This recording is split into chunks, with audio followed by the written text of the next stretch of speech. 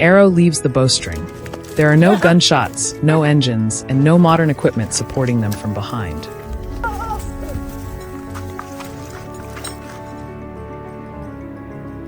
There are only eyes locked on the target, while the entire savannah seems to fall silent before a moment of survival.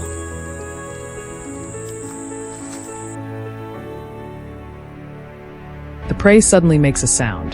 The Hadzabe men immediately spread out, blocking each possible escape route with calm precision.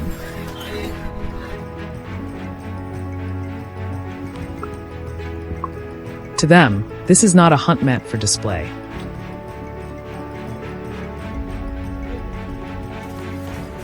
This is how one of the last hunter-gatherer communities on Earth continues to live in the wild, where every meal must be earned through experience, speed, and instinct.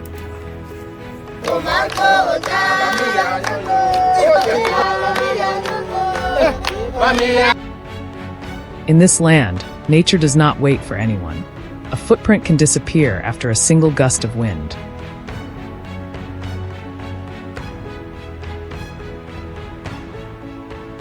And one delayed decision can send the whole group back empty-handed. The Hadzabe understand this better than anyone.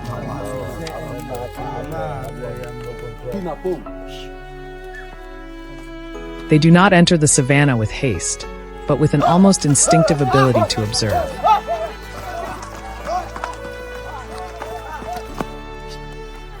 A broken branch, a patch of grass pressed flat, a faint sound coming from the bushes. All of it can become a clue.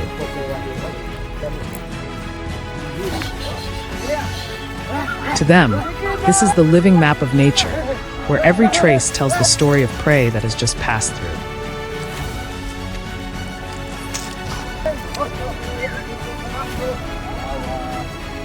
Before every hunt, their weapons are not taken from a factory. They are made from the raw materials found around them. Layer by layer, the wood is carved and carefully shaped until the bow reaches the curve it needs.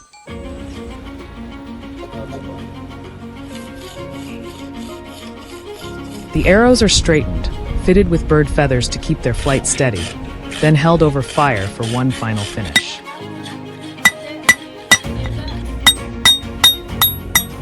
Some arrowheads are treated with poisonous tree resin, turning these small weapons into highly effective hunting tools.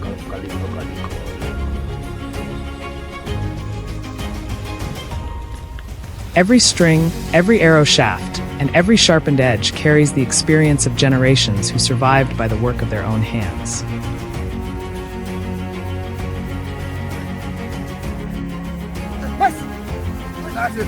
Once everything is ready, the monkey hunt led by the seasoned hunters officially begins.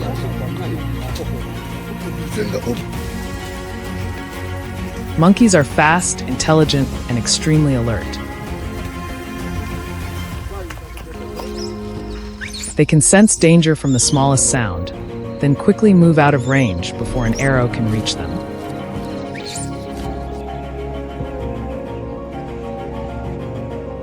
That is why the Hadzabe cannot afford to rush. They quietly watch every movement of the prey.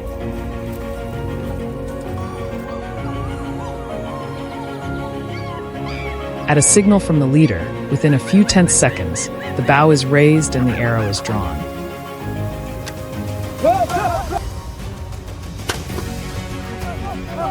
The shot itself lasts only a brief moment, but behind it are patience, experience, and the precise coordination of the entire group.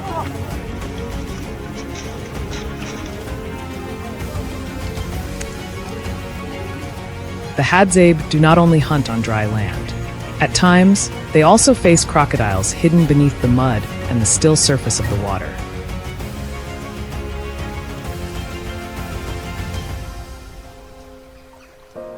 A crocodile can remain motionless for a long time, revealing only its eyes and a small part of its snout above the surface.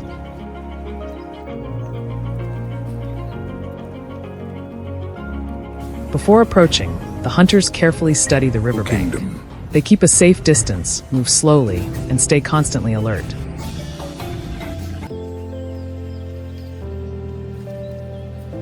When the right moment appears, A sharp arrow flies through the air and strikes straight into the target.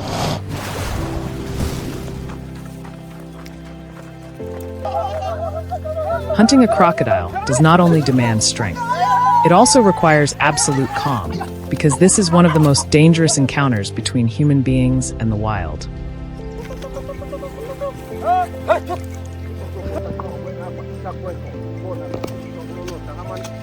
For the Hadzabe, nature is not only a place that tests human beings.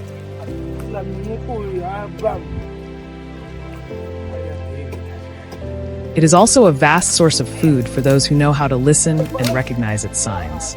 After a long day of hunting, the fire is finally lit.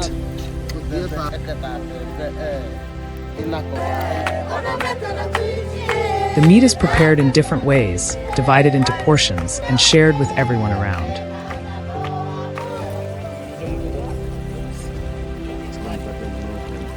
There is no luxurious table and no modern equipment, but food always belongs to the community.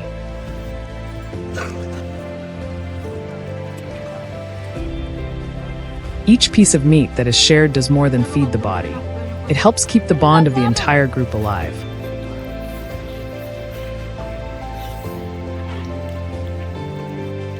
In the modern world, people can buy food with a single tap of a finger.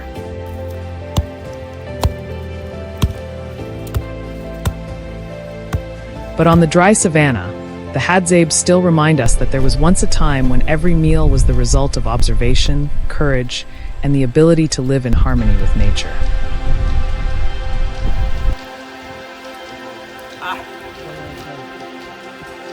They do not dominate this land with machines or overwhelming power. They survive by understanding it, respecting it, and adapting to even the smallest changes.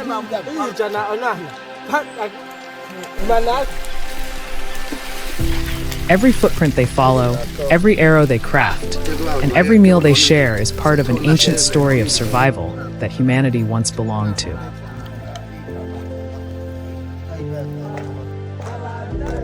And perhaps in that simple way of life, we can see most clearly what it means for human beings to live alongside nature.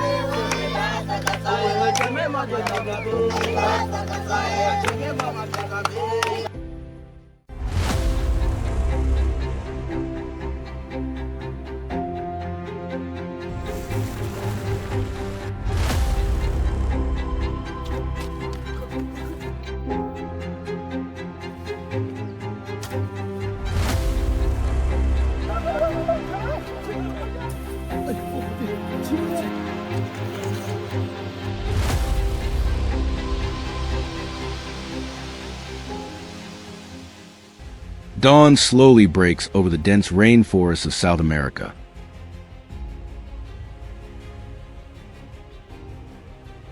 Mist still clings to the towering trees, while the calls of tropical birds echo through the wilderness.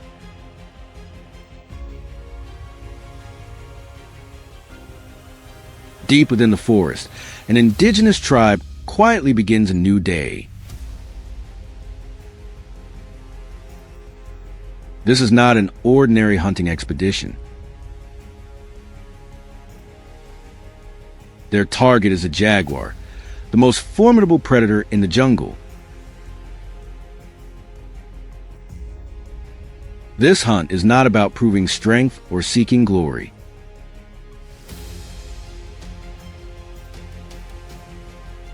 It is a mission to protect the tribe, as jaguars have repeatedly appeared near their settlement, posing a threat to the people.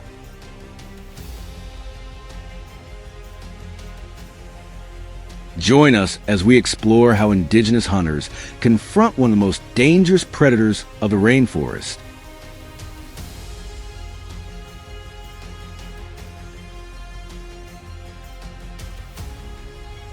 The hunters leave their camp before the sun rises above the treetops. In their hands are long bows and arrows coated with poison made from forest plants. They move in a single line, making almost no sound at all. In this forest, every noise carries meaning. A falling leaf, a gently swaying branch, or a fresh paw print pressed into damp soil can reveal the jaguar's location.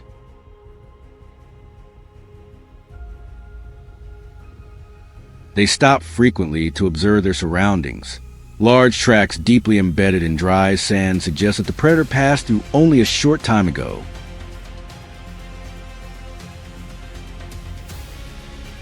The tracking begins, and with every step, the distance between the hunters and the jaguar grows smaller.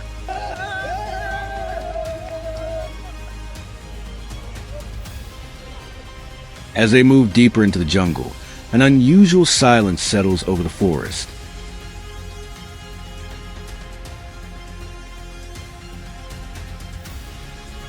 Monkeys suddenly climb higher into the canopy, and the birds stop calling altogether.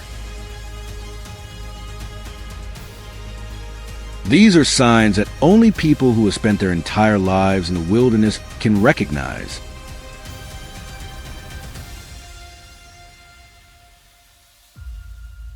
The jaguar is close. No one says a word, yet everyone understands.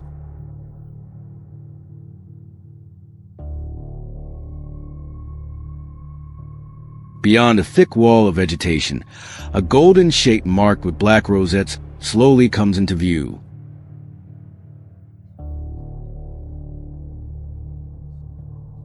Moments later, the animal climbs onto a large tree and surveys everything around it.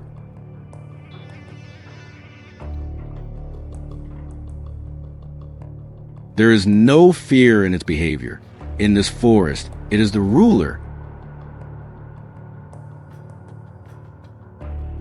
The hunters know that a single mistake could instantly reverse the situation, turning them from hunters into prey.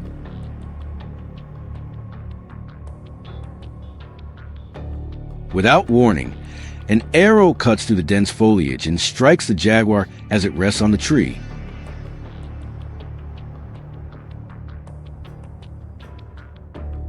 Within moments, the poison coating the arrow begins to take effect.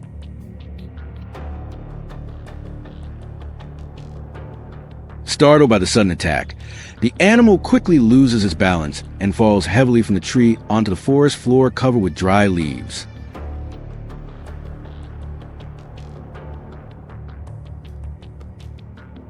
The impact shatters the silence, sending the surrounding forest into chaos. Yet the hunters do not celebrate.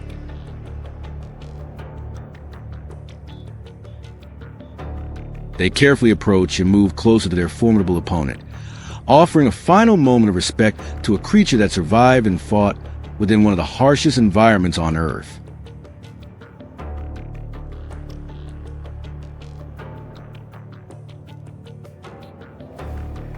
Once they are certain the animal no longer poses a threat, the hunters begin carrying their catch back to camp.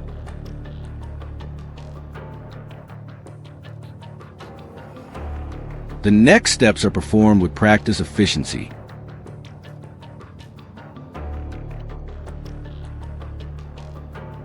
They process the animal and separate the meat into portions for cooking and preservation.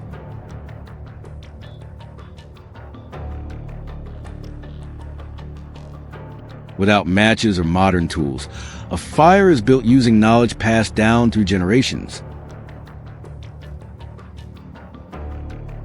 As the meat cooks over flames, everyone gathers around to share the results of the hunt. No one keeps the food solely for themselves.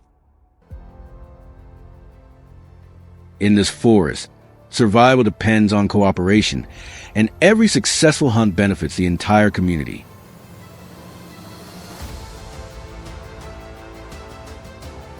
While the men take part in the hunt, the women continue their daily responsibilities. Mothers walk along forest trails, searching for starchy roots and medicinal plants.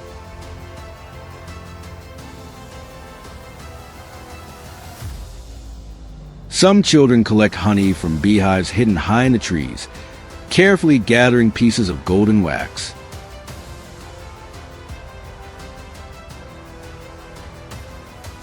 For the tribe, Nature is more than a source of food. It is also a teacher that shows them how to survive.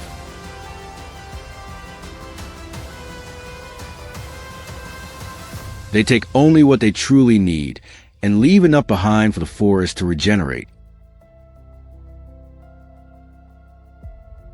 This balance has allowed them to live alongside nature for countless generations.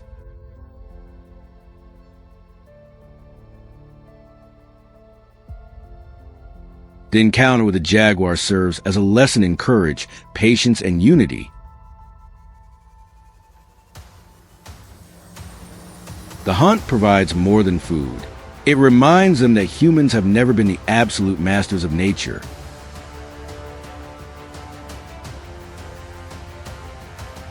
To survive, they must respect every living creature, including the most feared predators.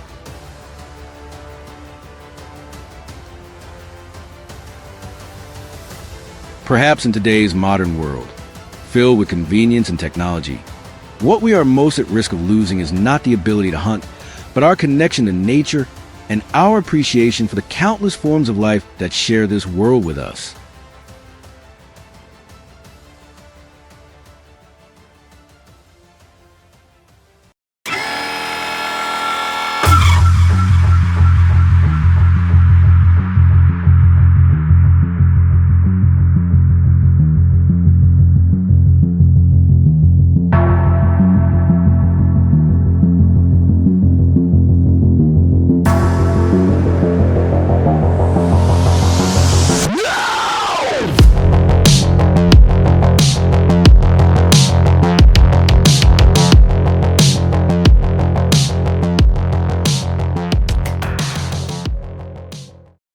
Across the African savanna, a massive buffalo moves slowly through the tall grass, its alert eyes scanning the surroundings.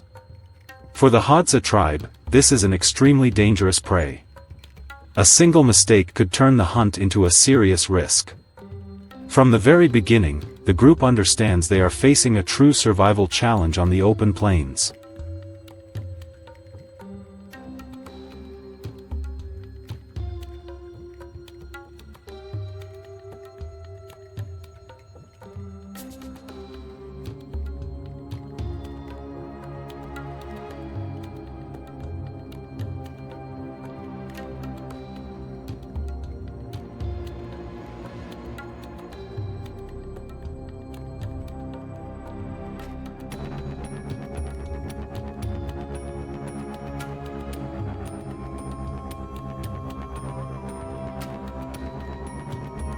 Before the hunt begins, the Hadzabe prepare their bows and arrows using traditions passed down for generations.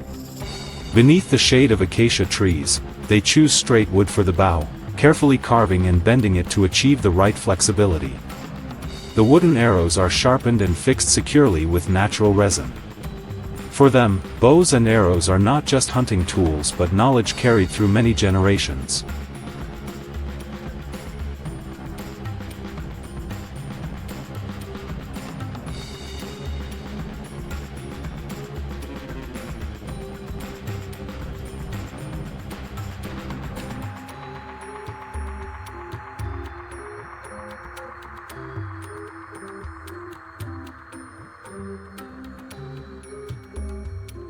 The Hadzabe move almost silently, stepping slowly through the tall grass while studying the ground. On the soft soil, the large tracks of the buffalo are clearly visible. For experienced hunters, each track reveals direction and movement. Broken branches and pressed grass show the animal passed here not long ago, meaning the distance between hunters and prey is slowly closing.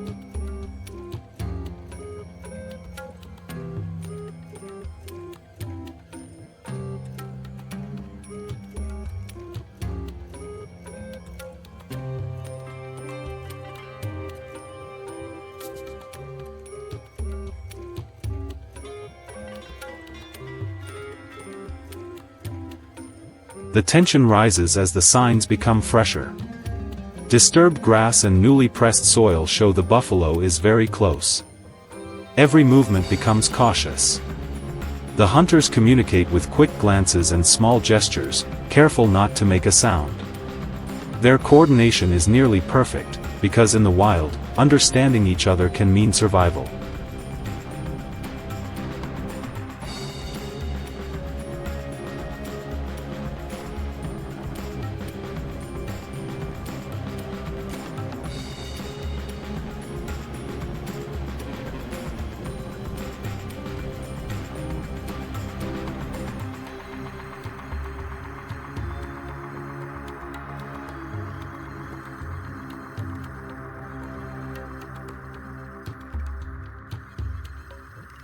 A sudden sign appears when the grass ahead shifts slightly, making the entire group stop instantly.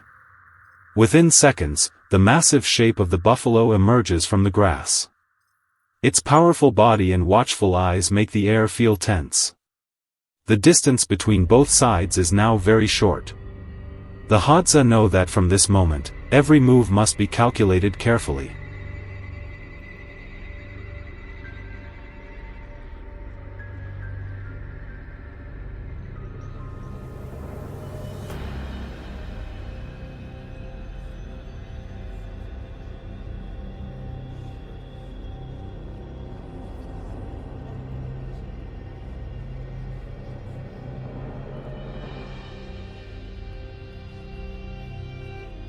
The buffalo does not stay still. It moves slowly, changing direction as if testing the air around it.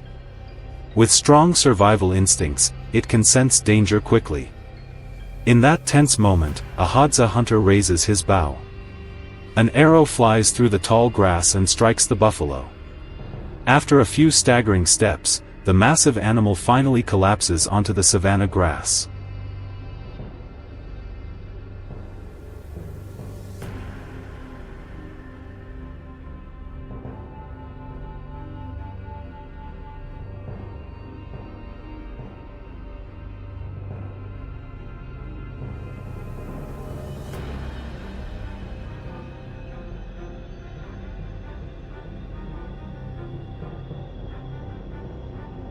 The Hadza approach carefully, keeping a safe distance for a few seconds to make sure the animal is completely still.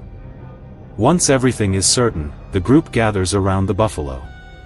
For them, it is not only a hunting success but an important source of food for the entire tribe. Soon after, they prepare to carry the meat back to camp.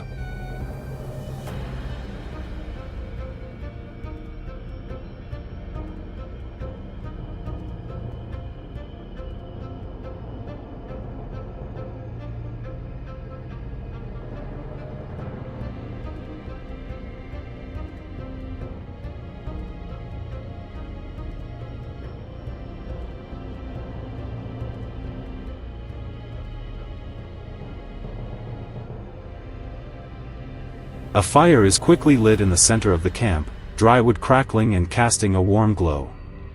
Pieces of buffalo meat are placed near the flames, slowly cooking in the heat. The smell of roasted meat spreads through the air, mixing with conversation and laughter after a long day of hunting. For the Hadza, a meal around the fire is more than food. It is a moment for the tribe to share the reward of the hunt and strengthen their bond on the African plains.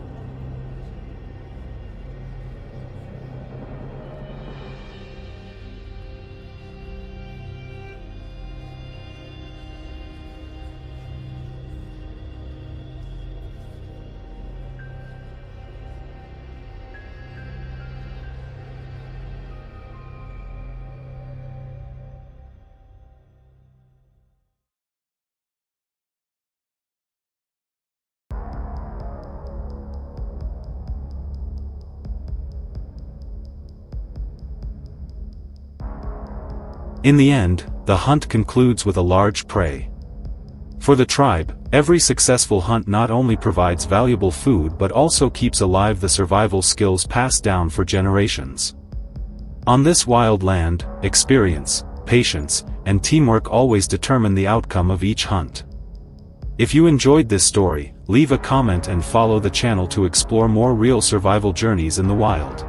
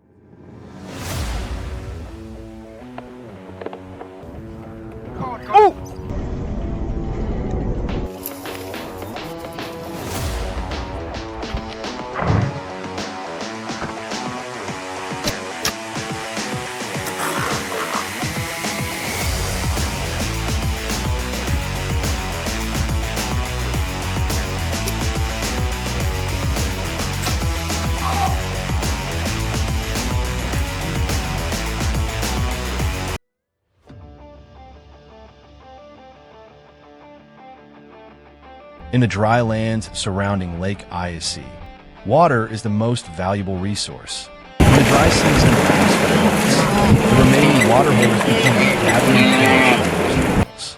But these life-sustaining places are also the territory of dangerous predators.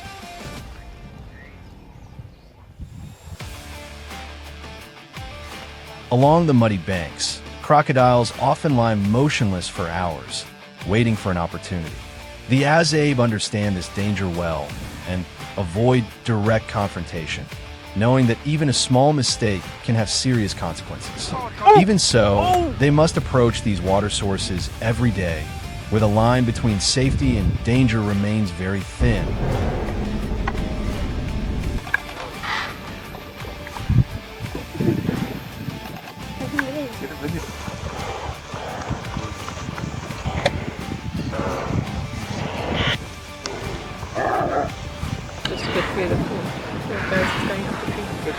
As the first rays of sunlight appear on the horizon, the Hadzabe hunters leave their camp carrying their traditional handmade bows. Without maps or modern equipment, they rely on tracks in the soil, the direction of the wind, and knowledge passed down through generations. Along the way, they find antelope footprints, ground disturbed by aardvarks, and trails leading toward the lake. Every sign has the potential to lead to a new hunt.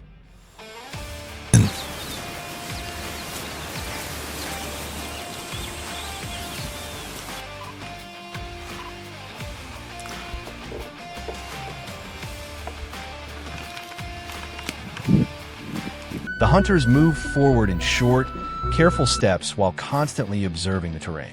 When they locate an animal hidden among low bushes, the archers slowly spread out to gain better positions.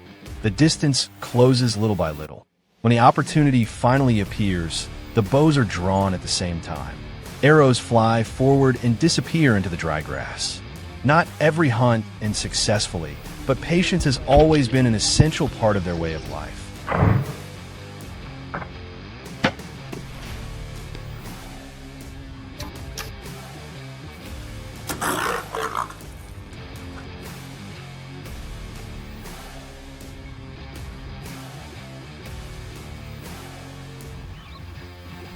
Once the hunt is over, there is no loud celebration. The animal is processed quickly at the site. Everyone joins in naturally, as if each person already knows exactly what to do. For the Hadzabe, hunting is not about proving individual strength. It is a shared responsibility that helps provide food for the entire community. The result, therefore, belongs to everyone, not to a single hunter.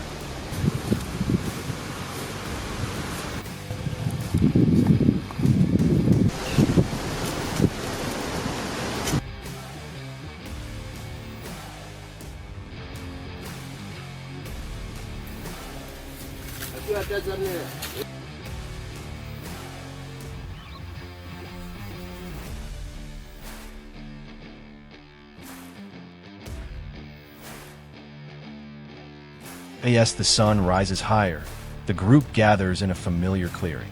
There, the game is prepared for a meal that will feed the entire tribe. The Hadzabe do not hunt more than they truly need. They take only enough to sustain their way of life and continue into the following days. This approach has allowed them to live in balance with nature for a very long time. Food is never wasted, and every usable part of the animal is put to good use.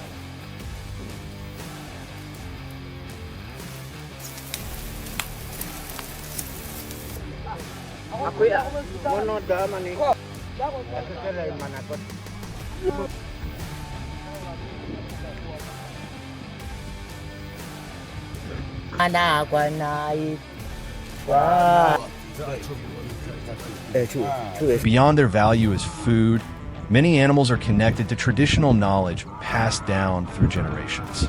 Certain parts of an animal are described by elders as ingredients once used in traditional remedies.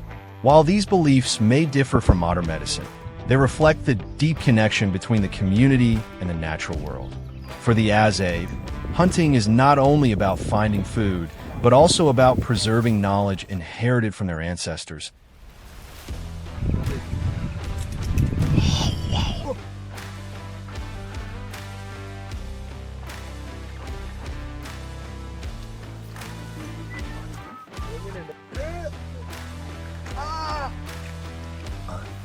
新的做工和建的。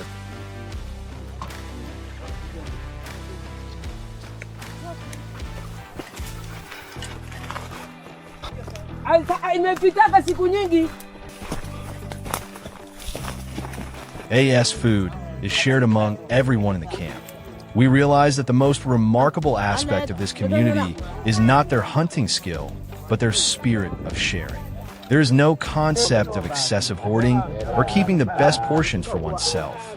Women, children, and even the dogs that accompany hunting trips all receive their share. These dogs are not simply pets. They play important roles in keeping watch, tracking animals, and assisting hunters in many different situations.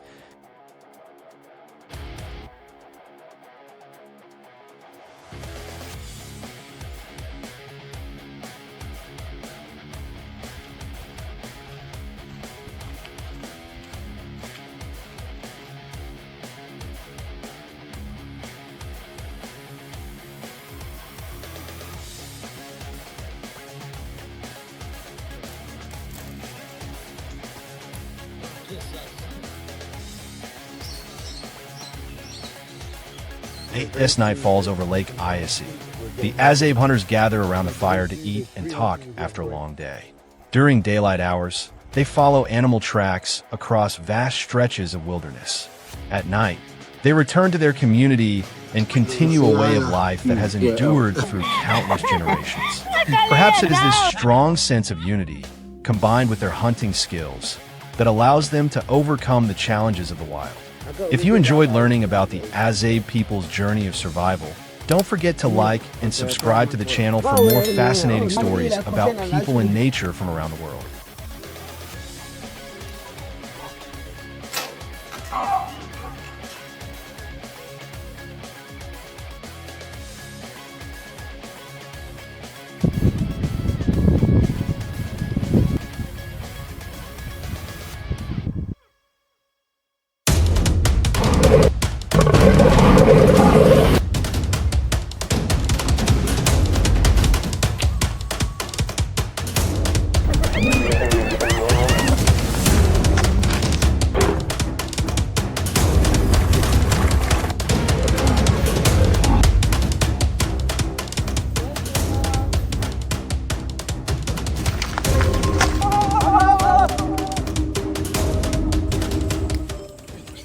On the savannah, not every hunt begins with the search for prey. There are days when the first thing humans must face is the presence of another predator.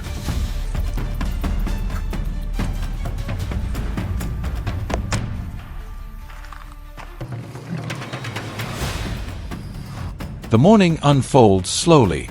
The early sunlight is not yet harsh, just enough to highlight the smallest details on the dry ground. The Hadzabe group leaves the camp in a familiar rhythm, each carrying a bow and the experience accumulated from years of living with this land.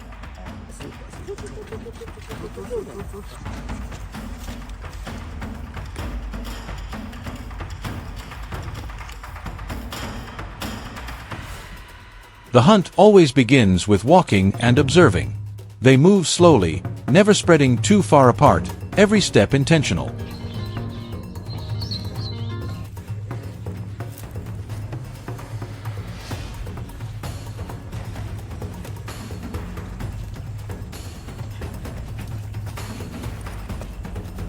They read the ground, notice flattened grass, and listen to faint sounds in the distance. At times, the group pauses at a faint trace, then quietly moves on.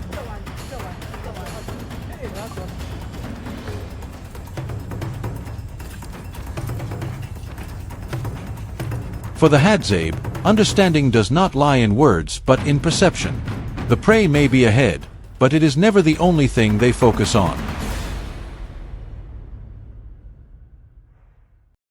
They listen to the direction of the wind, watch birds suddenly change course.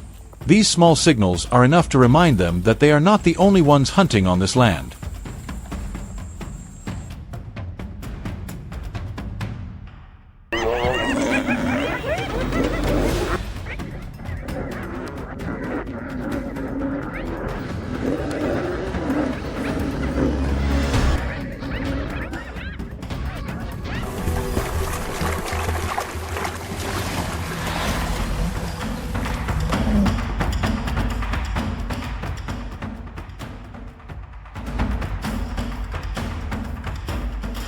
The breeding season is approaching, and the pace of the hunt slows down.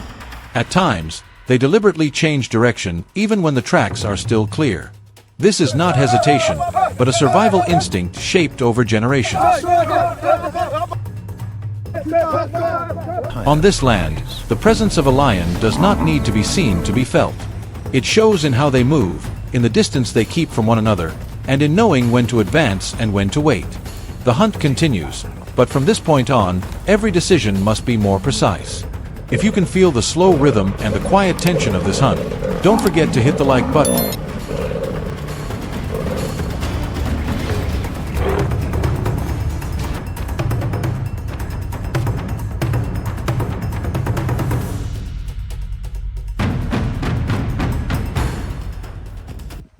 The silence lingers longer than usual. The scent in the air is still there, but this time it is no longer vague.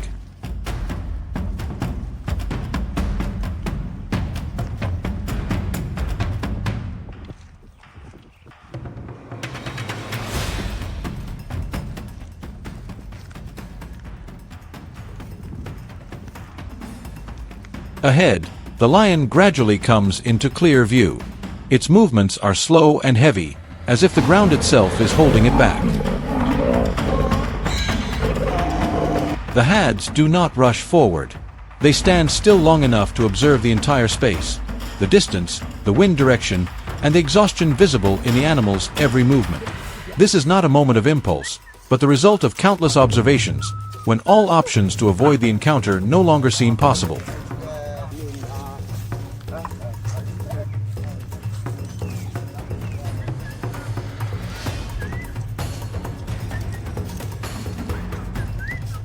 One person steps forward half a step. The bow is raised steadily, fully controlled. There is no shouting, no haste. The others remain in place, forming a silent line where every movement carries meaning.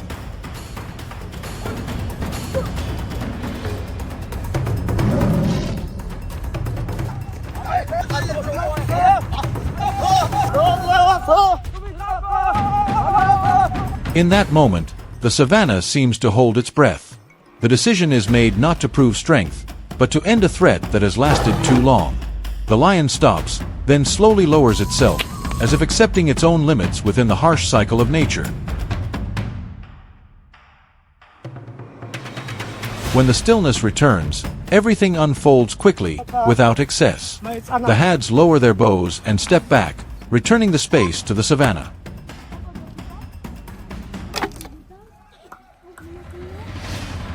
For them, bringing down the lion is not a victory, but a necessary ending, one that ensures the safety of the camp and allows life to continue. The air softens, but there is no excitement, because they understand that on this land, every ending carries a lasting responsibility.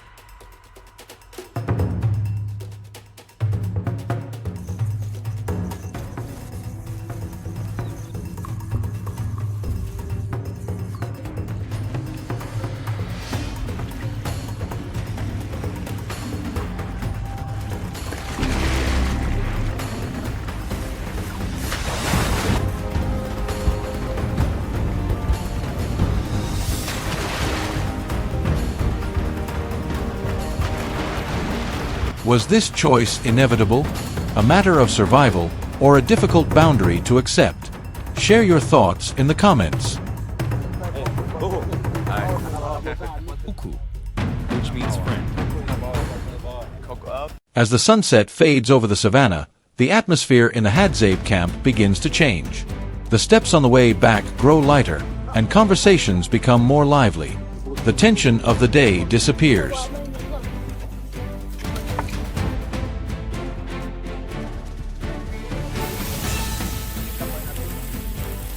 Food is prepared in a warm, welcoming mood. Each portion is passed from hand to hand, no one left behind. This meal is not just to fill empty stomachs, but a clear sign that life continues in the best way possible. As everyone begins to eat, conversations flow without pause.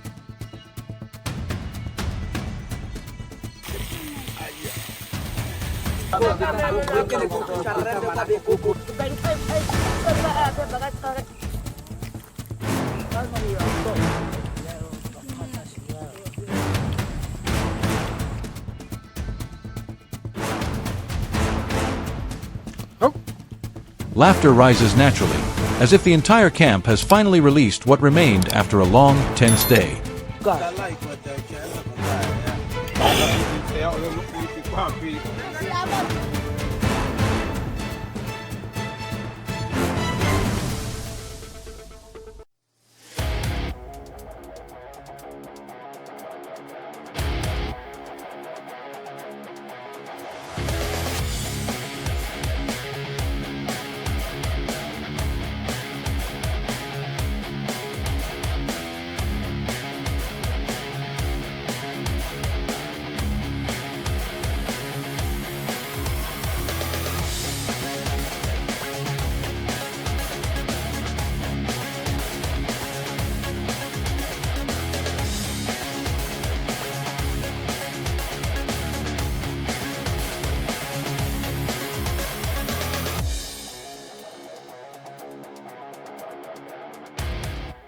The sun had just risen above the horizon, casting its first gentle golden rays across the African savanna. Amid this peaceful landscape, I followed the Hadzabe, one of the last remaining hunter-gatherer communities still preserving humanity's ancestral way of life. For them, each new day is not merely a journey to find food, but also a test of survival against nature, where even the smallest mistake can cost a person their life.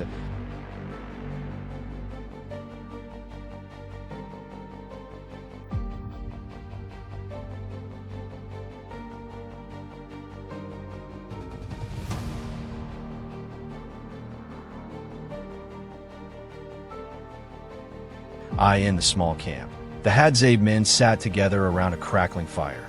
Silently, they inspected each bow, straightened the bowstrings, and sharpened arrows coated with poisonous sap extracted from the adenium plant.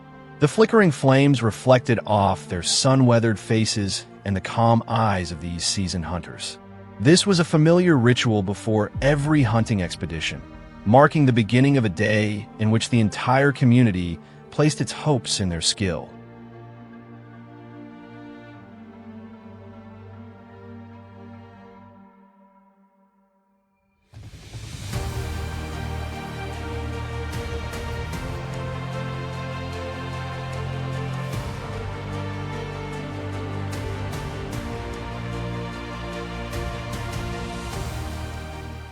When everything was ready, the group quietly left the camp and made their way into the vast savanna.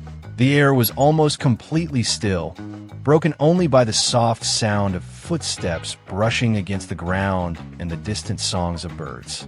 The Hadzabe studied every footprint pressed into the sand, listened to the slightest movement, and sensed the direction of the wind as though it were pure instinct.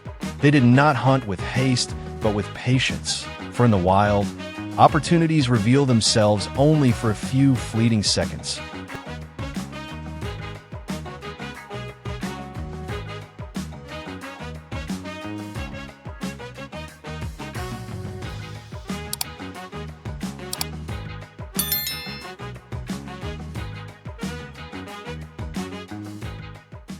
Before long, a troop of baboons appeared in the distance, completely absorbed in foraging. Without exchanging a single word, the hunters lowered themselves in unison and slipped through the thorny bushes like silent shadows. I could hear almost nothing except the pounding of my own heartbeat. Then, in an instant, the decisive moment arrived. At the sound of a brief whistle, the entire group surged forward. Their arrows flew from the bowstrings almost simultaneously, slicing through the air with astonishing speed. Within moments, the prey collapsed onto the savanna. Joy spread across everyone's faces, yet there was no celebration or display of pride.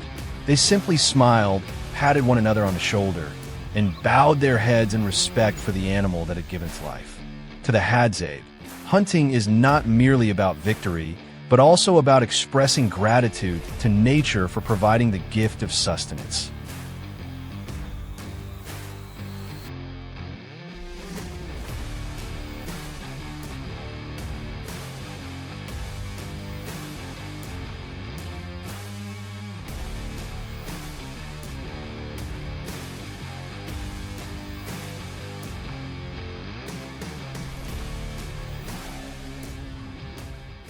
After the hunt, the group ventured deeper into the forest.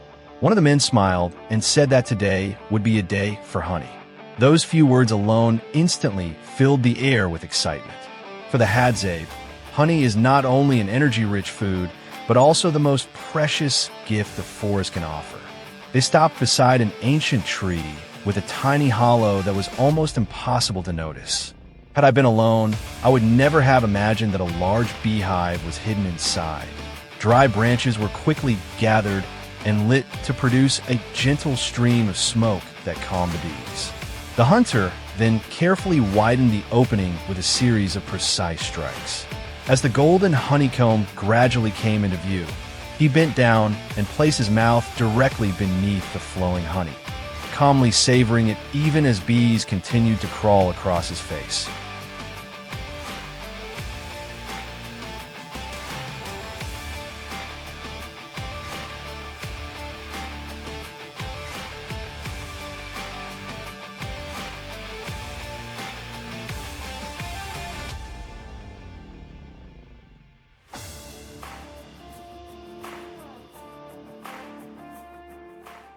The laughter of the children echoed through the forest as glistening pieces of honeycomb were carefully removed from the tree.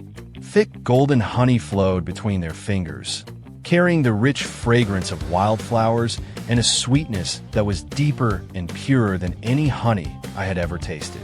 In that moment, I understood why the Hadzabe have always regarded honey as a source of life, inseparable from their memories and traditions across countless generations.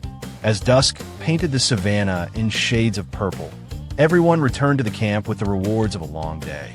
Baboon meat was roasted over glowing coals beside freshly harvested honeycomb. There were no modern cooking pots or elaborate seasonings, only fire, stone, and hands that had lived in harmony with nature for a lifetime. The lightly charred pieces of meat were brushed with a thin layer of honey, creating a rich, sweet, and unmistakably wild flavor that I knew I would never forget.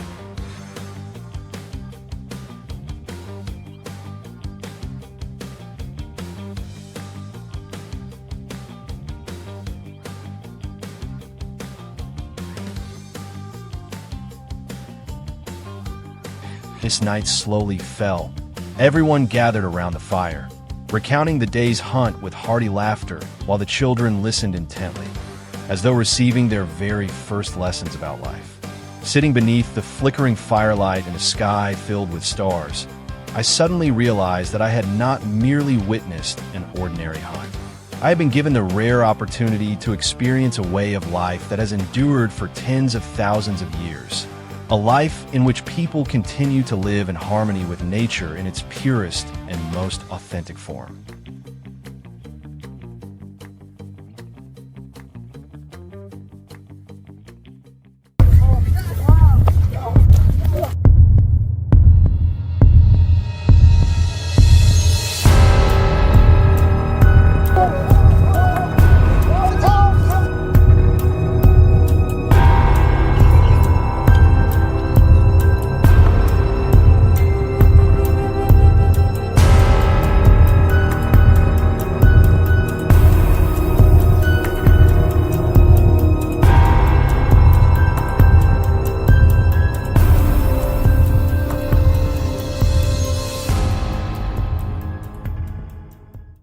As the sun rises over the horizon in Tanzania, the Hadzabe tribe begins their hunting journey.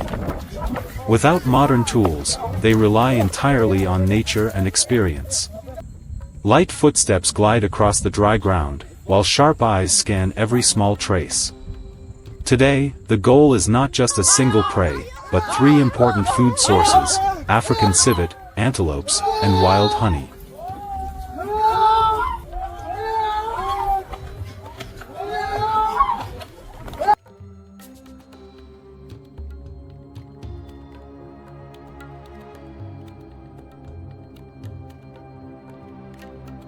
Elongated tracks on the soft ground quickly draw attention. A hunter kneels down, lightly touching the soil to check how fresh it is. A faint, distinct scent in the air confirms it is an African civet. Without speaking, the group understands the direction of movement. They spread out, keep their distance, and move slowly to avoid making any sound that could reveal their presence.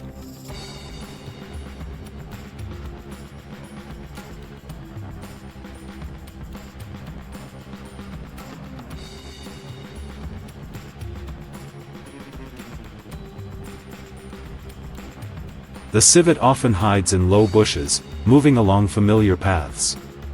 One hunter notices slight movement beneath a layer of dry leaves. He stops, lowers his body, and slowly raises his bow. There is no rush. The arrow is drawn back and held steady for a few seconds. When the animal becomes clearer, the arrow is released, quick, clean, and precise, ending the hunt in a single moment.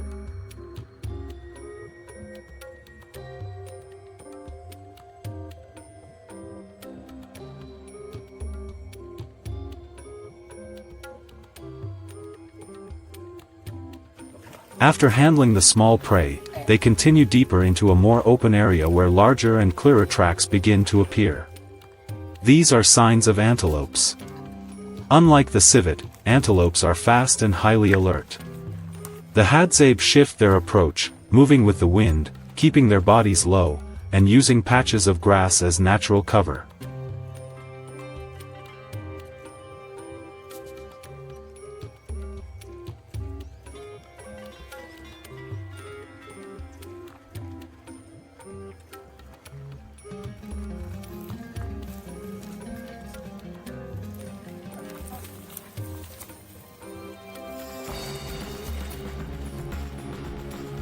The distance closes little by little.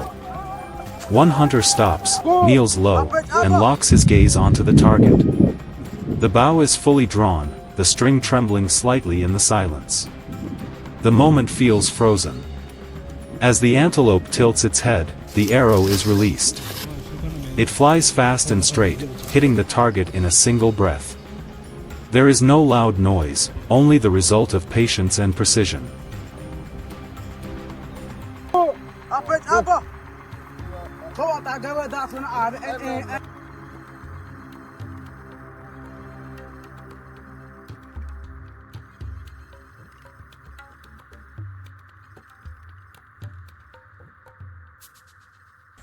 As the sunlight grows harsher, they turn to their final goal, wild honey. This is not just food but a valuable source of energy. A familiar sound echoes from the treetops, the call of a guiding bird. The Hadzabe recognize this signal instantly. High above, a beehive is hidden inside a hollow tree.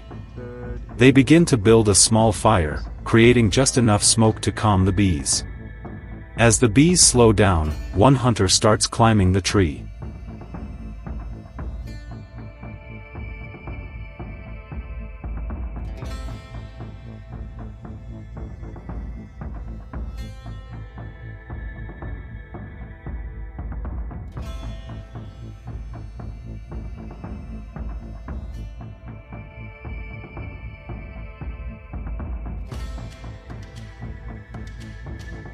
With agility and experience, he reaches the hive without damaging its structure. Sections of honey-filled comb are carefully removed.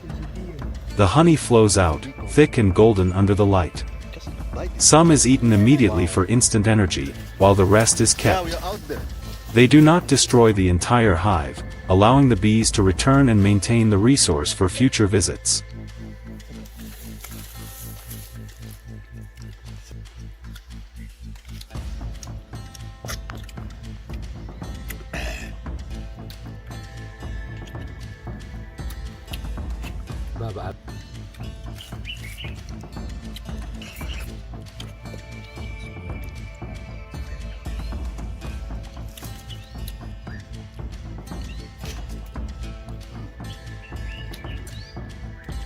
The journey back is unhurried. Each person carries their share, meat, honey, and the experience of the hunt. There is no excess and no waste. Everything is used to its fullest. The children of the tribe learn from what happened today, how to read tracks, how to move, and how to make decisions in critical moments.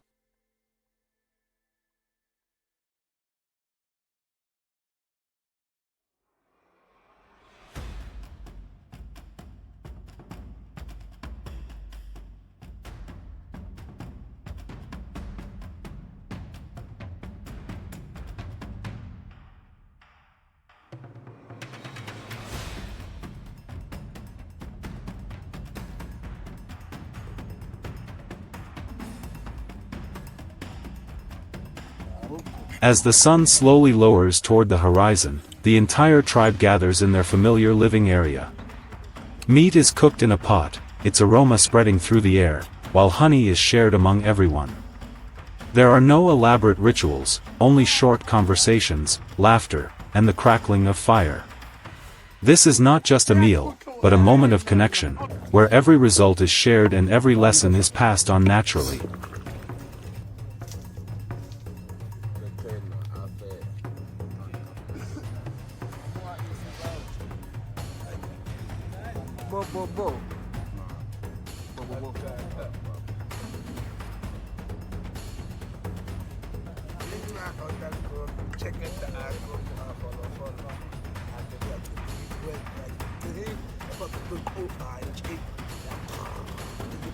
For the Hadzabe, hunting is not a confrontation but a harmony with nature. Every arrow released is based on a deep understanding of the environment. There are no traps, no technology, only skill, patience, and knowledge passed down through generations. If you want to explore more traditional hunting techniques like this, don't forget to follow for the next parts.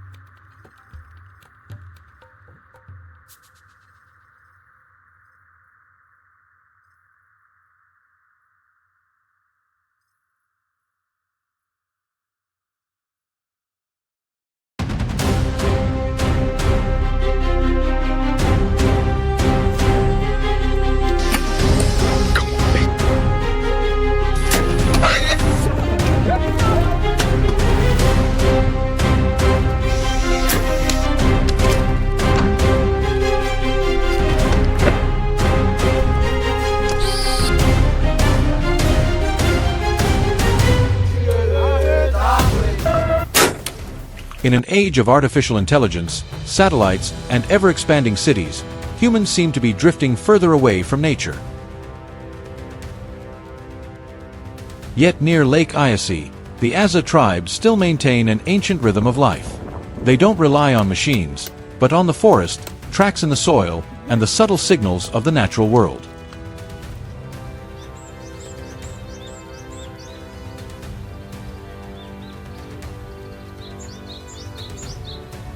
Their day begins before sunrise, as hunters quietly leave camp and step into the wild in search of the first signs of life.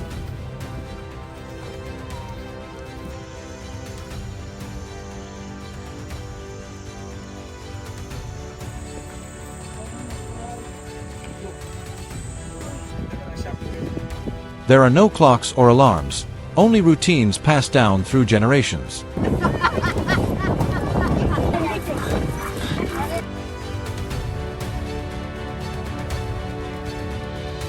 A few men rise beside the ashes of last night's fire, pick up their bows, and check each arrow. They move slowly, without speaking, without rushing.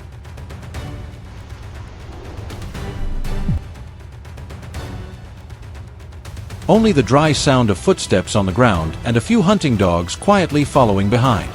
For them, early morning is the perfect time to read tracks, when the earth still holds every movement from the night before.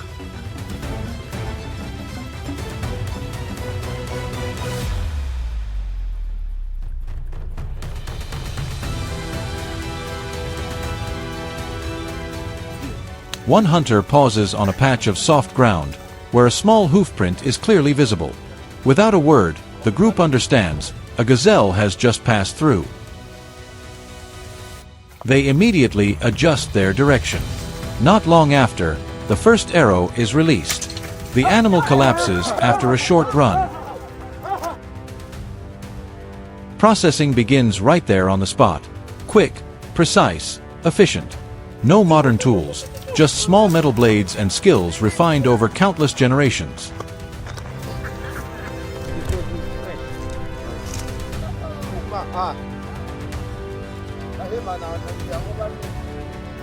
Nothing goes to waste.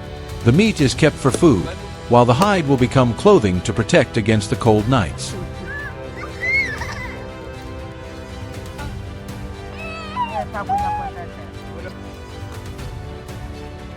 After about an hour of walking, they notice new signs, small pits scattered across the ground. Wild boars have been rooting here.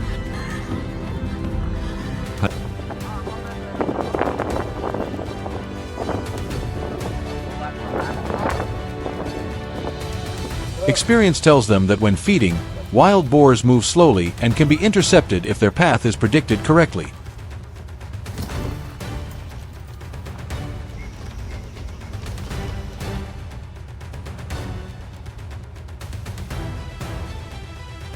The encounter happens fast, but it's dangerous.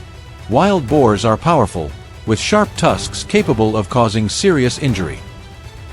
The hunting dogs rush in first, creating an opening for the hunters to get closer. A poisoned arrow is released, and after a short pursuit, the animal goes down.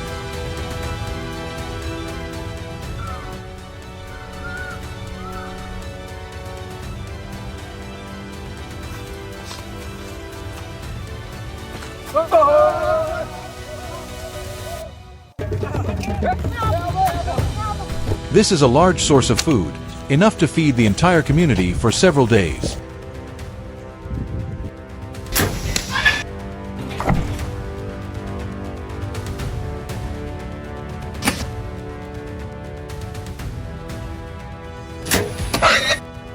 On the way back, no opportunity is missed.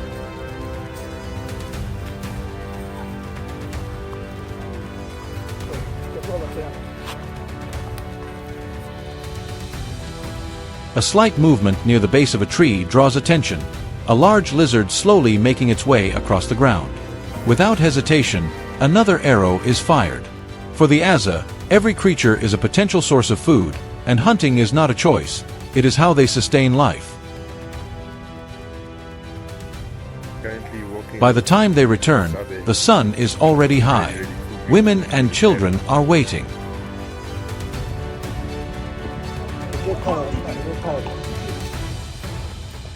There is no concept of individual ownership over the catch. The meat is shared immediately. Some is roasted over the fire, while the rest is hung on branches to dry.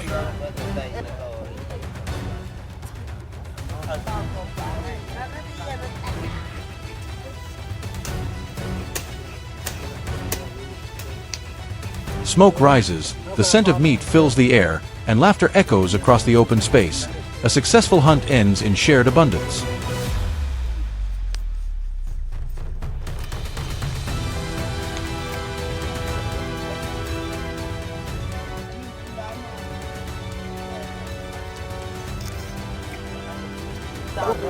What makes this tribe remarkable is not just their hunting skill, but how their society is organized.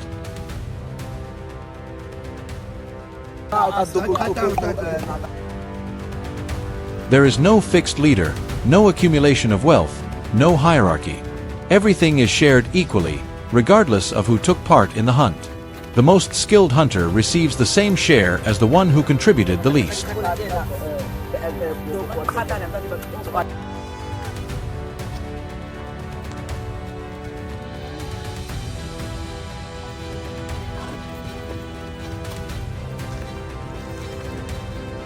This rule keeps the community stable, removes competition, and ensures no one is left behind.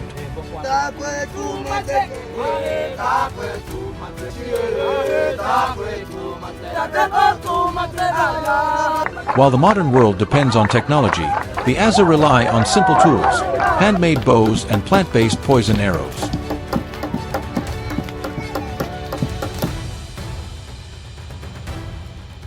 But their true strength lies in experience and their ability to read nature. They don't choose their prey, they take advantage of every opportunity, from birds in the trees to wild honey or small animals.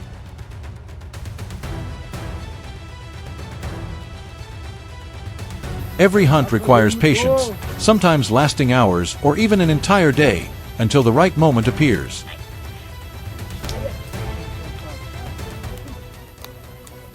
In the end, what lingers is not just the image of hunting, but a philosophy of life. The Aza do not fight nature, nor do they try to control it. They live with it, understand it, and adapt to it. In a world driven by material things and constant pressure, their way of life raises a simple question. Does happiness truly come from having more, or from living with enough and staying connected? If this perspective resonates with you, share your thoughts below, and don't forget to follow for more stories like this.